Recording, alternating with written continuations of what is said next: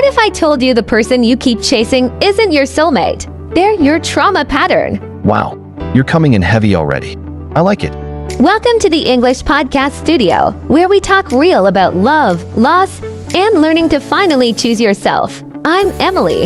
And I'm Daniel. Today we're diving into something trending everywhere, from TikTok to therapy offices. Why do we keep falling for people who make us feel the worst about ourselves? We'll also read a few questions from a licensed therapist who's helped thousands break free from toxic love loops. Spoiler alert, some of you are going to feel personally attacked today. Let's start with the uncomfortable truth. We're not actually attracted to what's good for us. We're attracted to what feels familiar. Especially if familiar means chaotic.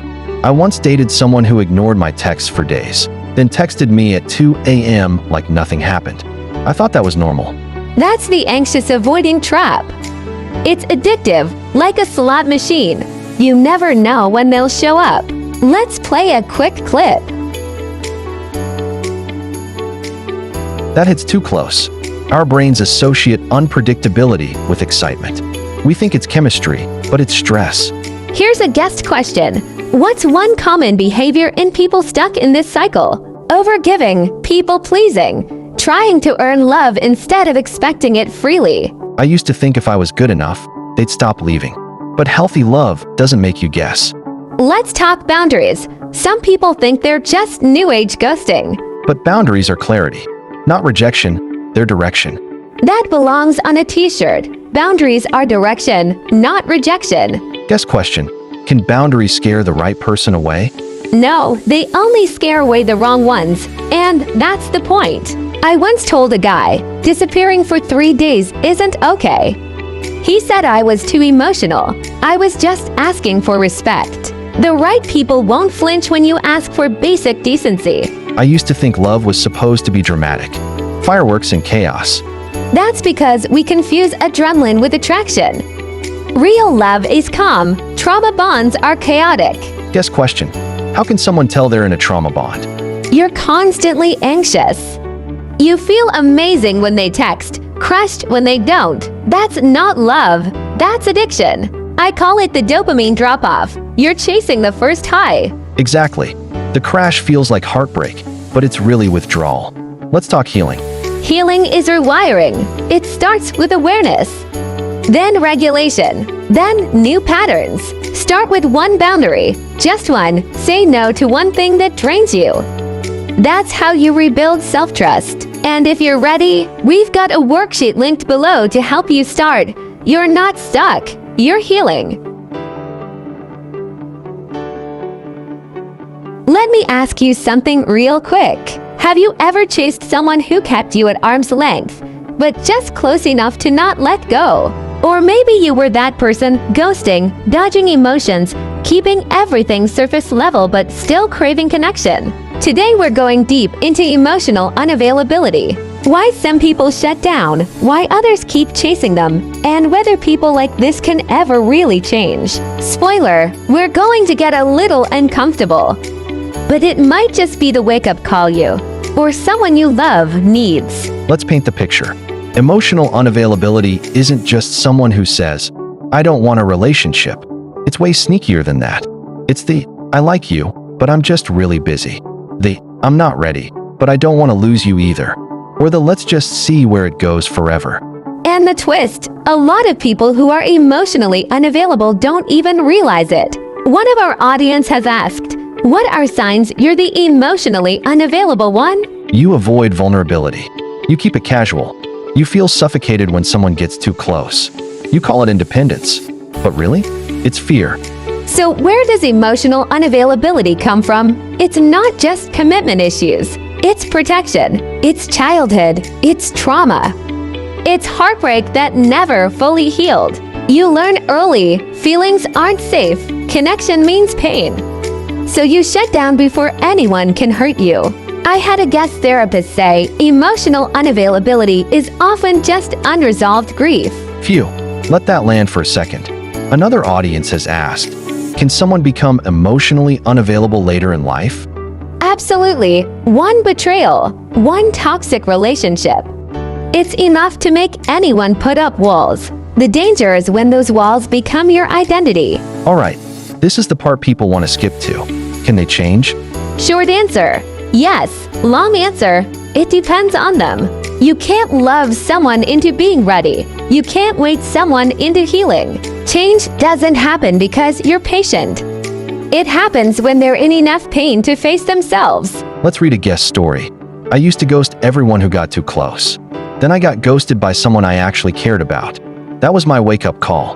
Pain wakes us up, but doing the work, that's the real change. Therapy, journaling, accountability, choosing differently, even when it's uncomfortable.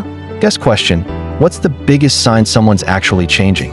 Consistency, not words, not promises, just repeated, boring, stable behavior over time. Now let's flip the lens. Are you chasing someone emotionally unavailable? Signs, you're always anxious. You wait for their text like it's a lifeline. You fantasize about who they could be if they just healed. You're not in love with them. You're in love with potential. And potential is dangerous. It keeps you stuck in a relationship that only exists in your head. Guest question, how do I walk away from someone I deeply love, even though I know they're emotionally unavailable? One word, clarity. Write down everything you wish they were and everything they actually are. And then ask yourself, do I want a fantasy or do I want peace? It hurts, but the moment you choose peace, your nervous system will thank you. So, can emotionally unavailable people change? Yes, but only if they want to, and if you're the one trying to fix them. Maybe it's time to fix your own need to be needed. Okay, Daniel, let's switch gears. We've talked a lot about what emotional unavailability looks like in dating. But can we talk about the disguises it wears? Oh yeah, because it doesn't always look like coldness. Sometimes it looks like charisma, success, even love bombing. Yup, it's the deep talk on the first date guy who disappears when things get real. Or the woman who showers you with compliments and intensity until you need her for something real. And she goes emotionally offline. Here's a truth bomb. Intensity is not the same as intimacy. Say that again. Intensity is not intimacy. One burns hot and fast. The other takes time, trust, and consistency. Let's read this question from our audience. They seemed so open at first. How do I know if it was real or just a performance? Watch their patterns, not their passion. Passion can be rehearsed. Patterns are always honest. All right, time for a twist. What about people who are in long-term relationships, but are still emotionally unavailable? If you mean like married, but disconnected. Exactly. People who say, I love you every day, but never say what they're actually feeling. Or they never ask you how you really are. Just autopilot love. No emotional risk. Emotional unavailability isn't just about ghosting. It's also silence, avoidance, never dealing with conflict. Let's read this story from one of our audience. My husband and I haven't fought in 3 years because we don't talk about anything real. I feel alone next to someone who sleeps in my bed. That's heartbreaking, but so real.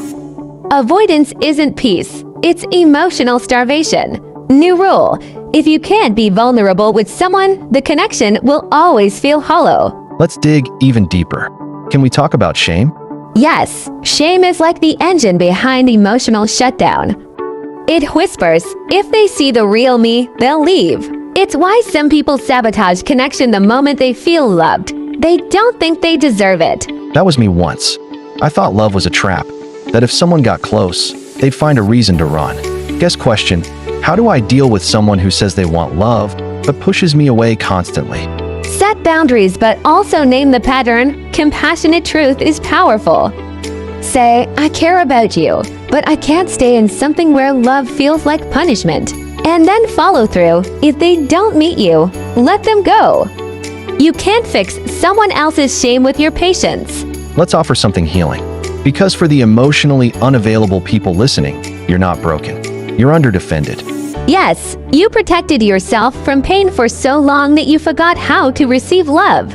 But here's the reframe. You can reparent yourself. You can teach your nervous system that safety doesn't mean silence. Start small. Sit with someone who feels safe. Let them see your mess. Say, I'm scared, instead of disappearing. And when you want to shut down, pause. Ask yourself, what am I actually afraid of right now? That question can change everything. Because emotional availability isn't a trait, it's a practice. And like any practice, it's uncomfortable at first, but it gets easier every time you stay. Today wasn't about blame. It was about awareness. Whether you're the one chasing or the one avoiding, it's all rooted in pain. But pain isn't the end. It's the invitation to grow, to heal, to feel. Next week, we're going into the most requested topic of all. Do you love them or are you trauma bonded? It's going to be raw. And maybe the mirror you've been avoiding. Hit subscribe, leave a review, and share this episode with the one person who needs to hear it but won't say it out loud. This is the English Podcast Studio, where we feel the hard stuff so we can deal with them. See you next episode.